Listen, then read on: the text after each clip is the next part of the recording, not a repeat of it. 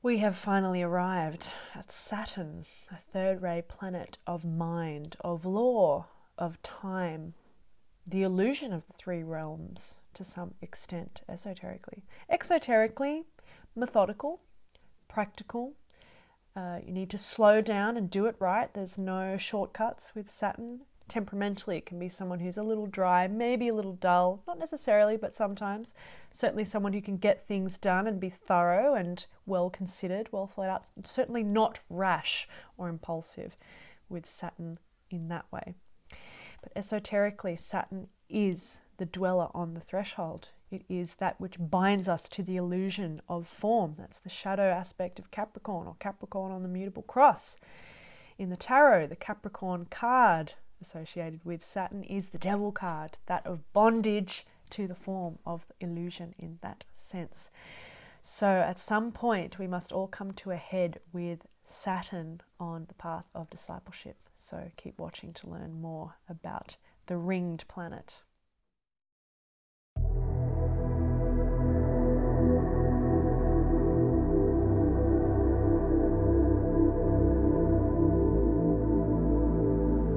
Saturn actually is the mind. It is the mind itself, third-ray planet of mind, mentating, of understanding law and order, cause and effect. Typically we associate Mercury with the immediate mind. It's a personal planet in that sense. It's what we think about, the basic nature of our information processing, all of this. But Saturn actually reveals to us at some point on the path a quality of our mental structure. But for people on the mutable cross, it doesn't show up in this way. Saturn typically just shows up externally. It's something that it requires quite a bit of moving through those personal planets, and we think about growth or expansion with the soul or growing consciousness. It's always about expanding beyond the immediate levels of your immediate experience or the body, right? So it's almost like if we consider the orbits of the planets in that way, we sort of go out and out and out, and at a certain point we actually begin to experience Saturn with its concretized mental thoughts. That's the rings around the head. I have personally experienced activations of Saturn showing up as these limiting thought forms that are physically felt as restrictions in the headspace. This is quite a common experience for people at a certain point when we get sensitive enough to start seeing it in our immediate personal field, because necessarily all of the planets in our solar system are connected to us at an individual level, but it's just about where the consciousness is at in terms of having expanded out beyond certain points of body identification, self-identification, the lower self, that is. In any case, let's consider it exoterically in terms of this rules and restrictions thing. So in some branches of Orthodox astrology, Saturn is considered a malefic planet because it does bring those limitations and restrictions. And that is certainly the case when we're moving from that unconscious mutable way. It shows the places where we really need to fully comprehend right law, cause and effect. That's Saturn within the three realms. So this cause and effect thing, it's a little like Mercury. Remember, Mercury is the mind also. It's about action, reaction, and starting to observe what's going on in the environment and having that inquisitive nature. Saturn really brings that to a different level when it comes to those restrictions we show up with in life. Wherever Saturn is in the chart, can show those challenges where we really have to earn it. We have to earn it. We have to overcome limitations, structural limitations in ourselves. If there's malefic aspects, hard aspects in the chart with Saturn, there's something about the corruption of right comprehension of law that's going on with whatever planet it's touching. If you've got a hard aspect between Saturn and Venus, something's not being understood about the law of right relationships. That would bring Libra into question and having to work out the right balances there. Of course, this is exoterically, but Venus exoterically is about relationships and the unifying principles. It's the opposites on the lower plane, me and you and da da da. Or if it's the Sun, that can show up as sometimes a retraction, a limitation around the lower three centers, sometimes impeding sexual or free creative expression, or just general vitality and ability to express one's authentic natural radiance, as the Sun in this case. Something's corrupted there. And sometimes that can speak to a limited figure. Saturn is sometimes considered the father, but it can equally be the mother as well, a parental externalized authority figure. And this is one of the traditional significations of Saturn. It's a representation of authority. Exoterically, it's about that projection of authority, the original imprints we have of authority, hence mother and father, or government, those restrictions in our society and culture which serve in their best sense to bring about order, structure, and harmony in that way, to whatever degree we consider it that way of bringing things into a non-chaotic expression. Remember, Saturn's sort of the opposite of chaos or impulsiveness, but there can be that projection as well onto the authority. And this is sometimes the challenge with moving into a Uranian era, is that the immature spirit of Uranus is that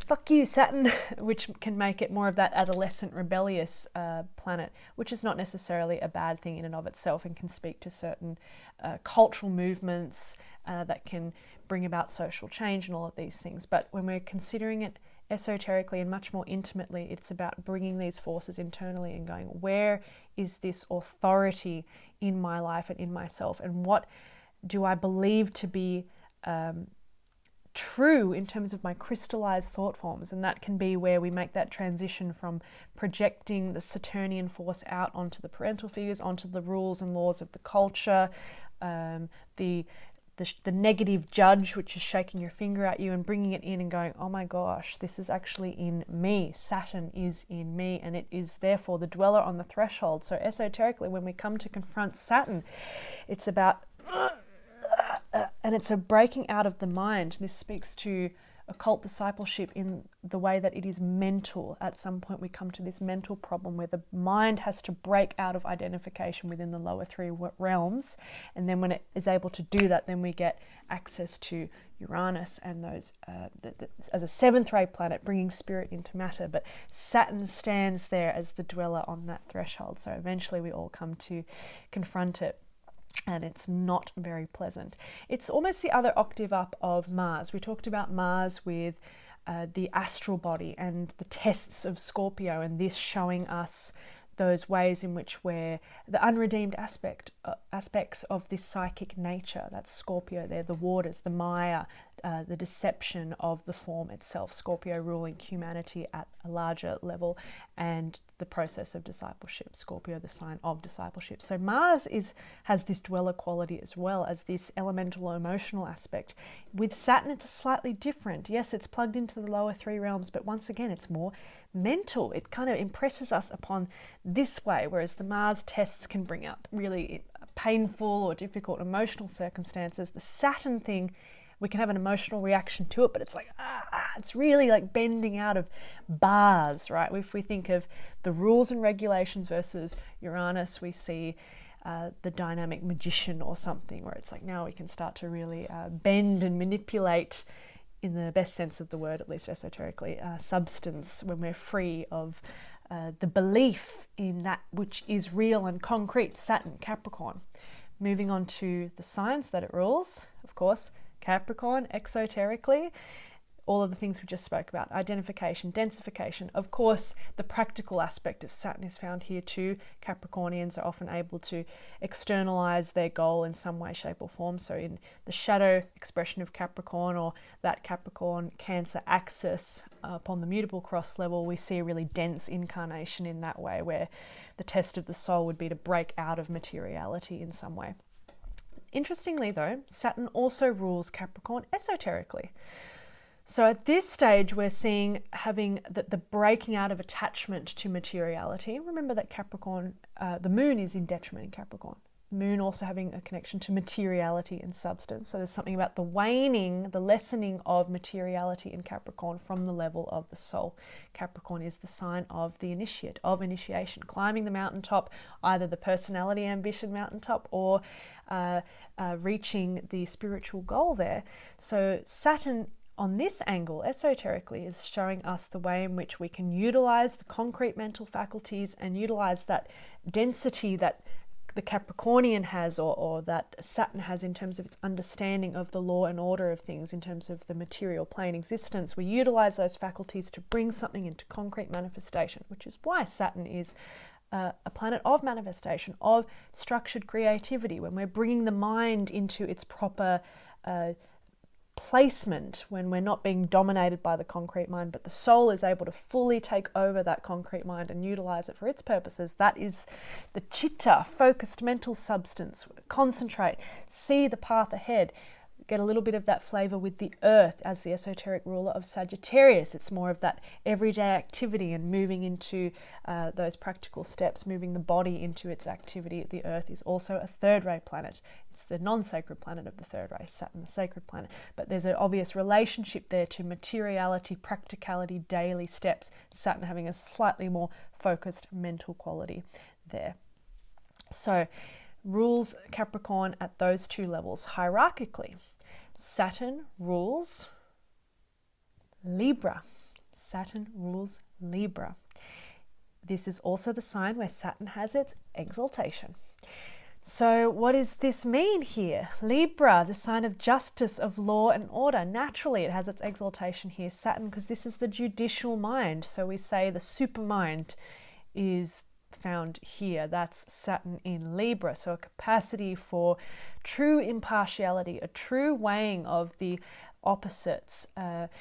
Let's consider here its opposite sign, Aries, hierarchically ruled by Uranus. So now we're seeing the proper relationship of Uranus overruling Saturn, the idea of God coming out, the plan, that synthesizing thing coming from Uranus into substance, seventh ray Uranus, coming into Libra, and Saturn here at the hierarchical level being part of that creative hierarchy rulership, where it's the weighing of the balances between spirit and matter that helps the person understand how that which is conceived of or received in Aries is able to come into manifestation. So the right law of spiritual spirit, matter, materiality, how does this blueprint come into the place where it can be made into a practical blueprint that can then be manifested. Think about Libra at the exoteric level being about the balances of the opposites and ruling male, female dynamic, me, you, other,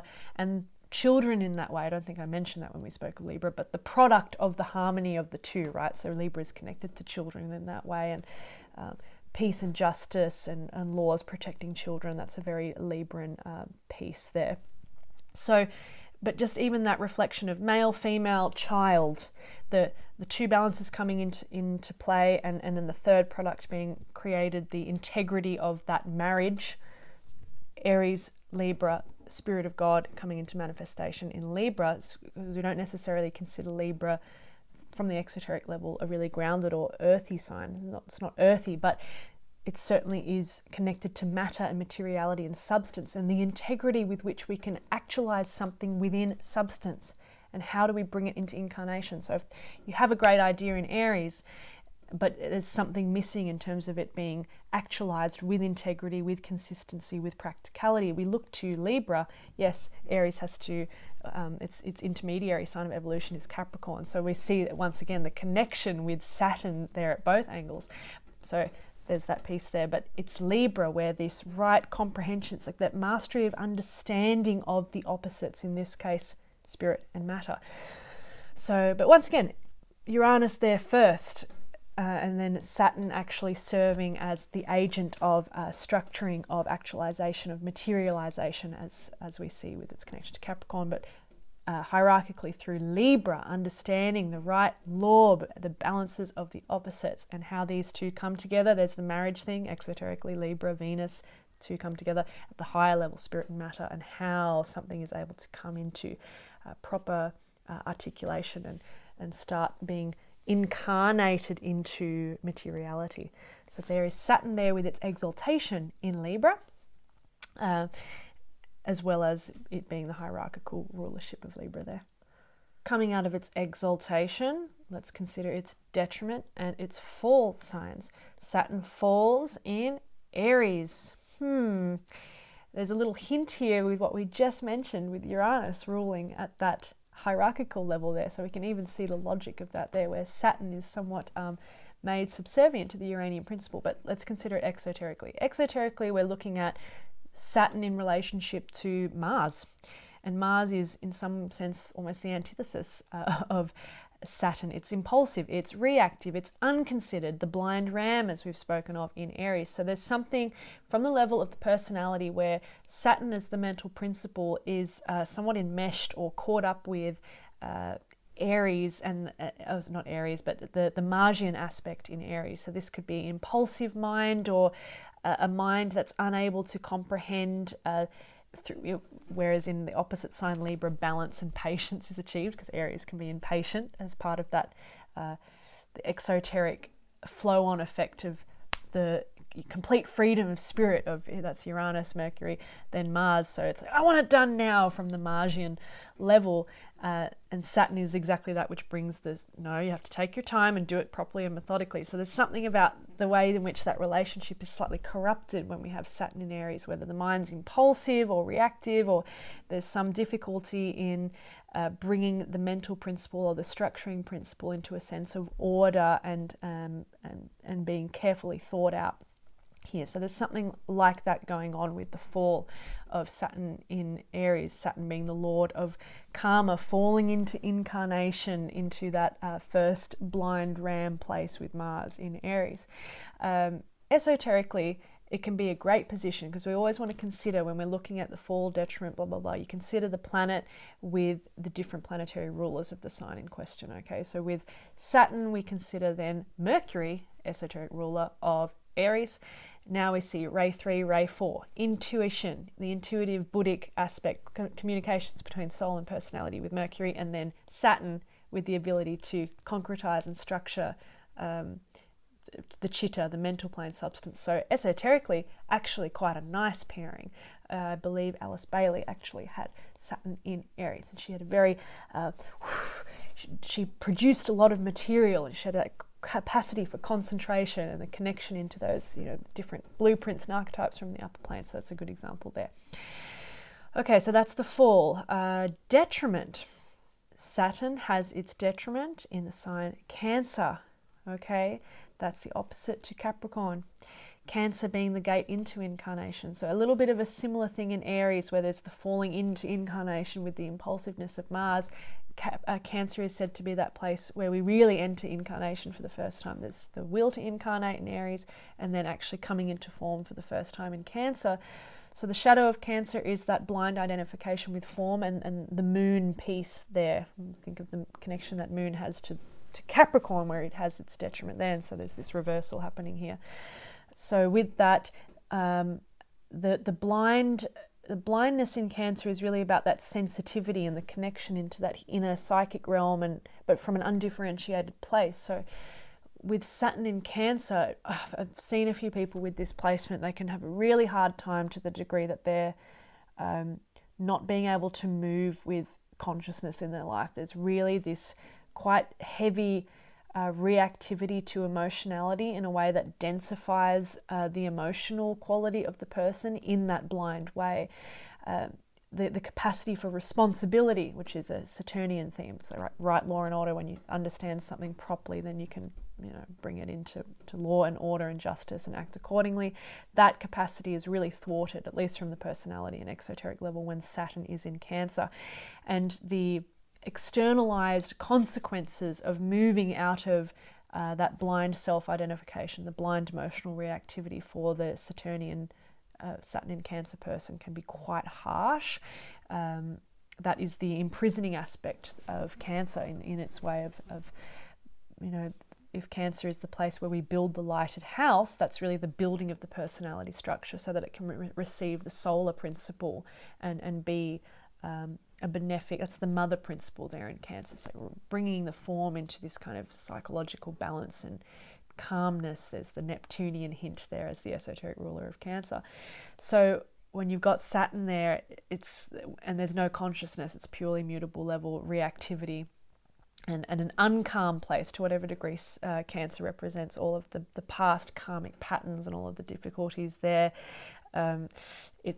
It just furthers that concretization and those shadowy parts of identification really get played out as quite nasty reflections in the outer life, and there can be a propensity towards serious victimhood if the person isn't able to take responsibility for the reflections that they're getting.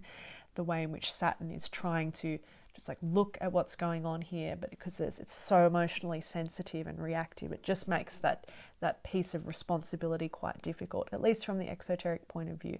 We might say esoterically, the fall of the detriment is there's a hope there in terms of overcoming materiality at the highest level with actualization in Cancer there, and to whatever degree we can break out of the limited mental quality of Saturn and break out of identification with the form. So that would be Saturn mental restrictions and the moon in Cancer.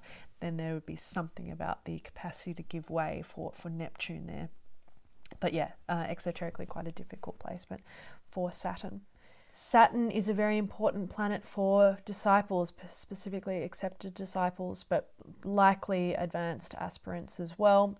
We look to Saturn in its transits throughout the natal chart to see the place of opportunity for learning, of overcoming limitations, and of being able to grasp the right law and order of things. A little bit like Mercury, it's somehow more gradual, and as it goes through wherever it's touching in the chart, the themes will be slightly more concretized and dense, and there's a longer process with those transits, given that Saturn takes about 2.5 years to move through a sign.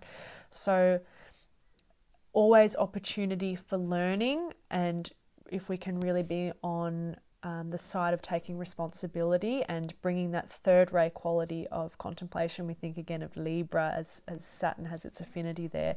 We're bringing forth the weighing, the contemplation, that's slightly, to whatever degree we considered Libra as being connected to meditation, somewhat of that hint there with wherever Saturn is moving through in the chart of there needing to be an examination. Think of the judicial, the good judge of the legal system, the judicial mind. Okay, what is going on here? I'm taking in all the facts of the situation. I have to really consider what's going on here. How am I reacting? What's the life showing me externally? And bringing those things into proper consideration, so we can really learn about the theme of that house placement, of the sign placement as well, wherever it's moving through in the natal chart. So rather than seeing Saturn as an enemy, yes, it is the dweller, but seeing it as that planet of, in some sense, education on right law, on the right metaphysical weighing of the balances, hint at Libra there, and showing us those things that we need to grasp so that we can actually become material builders, bringing it back to Capricorn and the capacity to focus and utilize the mind properly to bring about the right spiritual goal. To wherever we've got these issues of the right responsibility, comprehension of law of cause and effect in our personal lives, those are always going to be hindrances to what allows us to concentrate and get to that spiritual aspirational goal in Capricorn. So when looking at the natal chart, consider where Saturn is and thinking of that as a chapter in the life of learning and growth and opportunity, and have a think about whether or not you're really taking maximum responsibility and taking ownership of that mental principle. Wherever we don't take ownership of that mental principle, Saturn is going to keep bringing us unpleasant reflections. A little bit, again, it's the dweller on the threshold. It's a bit like Mars in that quality, where in Scorpio it's bringing the reflections of the unredeemed psychic nature, and it's a same sort of thing, but at the mental comprehension, mental consciousness level with Saturn.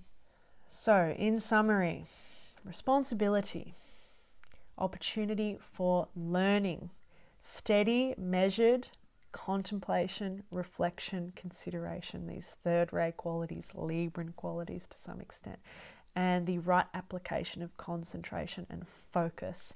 These are the things that we're considering when working with Saturn, as well as the lower concrete dweller aspect of Saturn, the seated, concretized, limited mental thought forms that have risen out of blind identification with matter, in that way serving as a higher turn of the lunar problem to whatever degree. The moon represents the trapped repository of things in the past that need to come into healing and synthesis. Remember, moon rules Virgo esoterically.